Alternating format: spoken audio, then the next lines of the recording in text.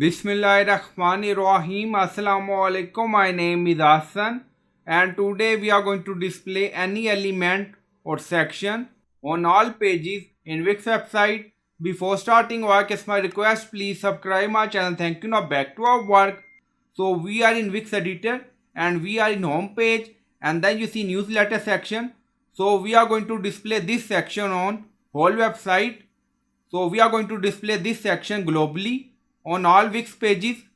If you want to display any element or widget globally, now select, right click on it, and then you see show on all pages, but we are going to display this whole section globally.